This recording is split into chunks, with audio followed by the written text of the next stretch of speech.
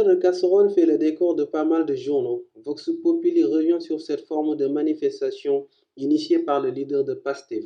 Il titre à sa une: Méga concert, les Sénégalais se sont défoulés au son de casseroles et de klaxons.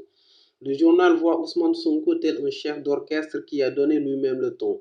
Le show a été bien assuré dans les différentes localités de Dakar, aussi bien que dans les régions, par les manifestants, rapporte Vox Populi.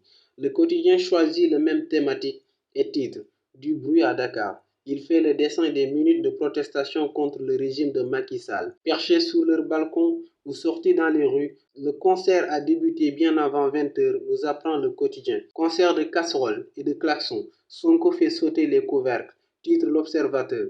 Le journal du groupe Futur Média décrit la soirée des étudiants à l'université Cheikh Anta Diop de Dakar, munis de casseroles, d'assiettes, de vuvuzelas et de trompettes. Les étudiants ont pris d'assaut le campus social et ont assuré l'ambiance. L'Observateur note aussi le show à Mermoz Sacré-Cœur chez Barthélémy Diaz où il y avait un chaviari immense. Cependant, l'ambiance était timide à Dakar Plateau, fief de l'ex-maire de Dakar où l'ombre de Khalifa Sall n'était nullement apparue. Même situation à Mermoz où les riverains ont refusé de perturber la quiétude du chef de l'État Macky Sall, sauf quelques automobilistes qui ont tenté de faire du bruit et finalement chassés par les forces de l'ordre. Walf Quotidien s'intéresse quant à lui à la situation politique du pays et la tenue des élections législatives à date échue.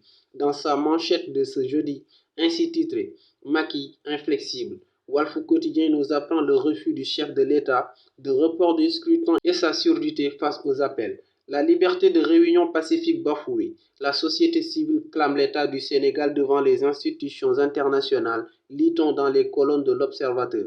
Les Nations Unies sont invitées dans le combat pour le respect des libertés.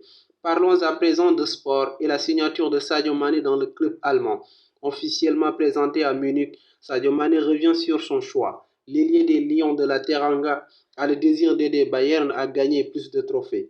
Génération Foot touche le jackpot grâce au transfert de l'ex-pensionnaire de Liverpool. Grâce au mécanisme de solidarité de la FIFA, le centre de formation touchera 0,5% d'indemnité pour chaque année, soit 315,7 millions de francs CFA. L'affaire de l'enfant de 5 ans égorgé à Sébikotane refait surface dans la une de Libération.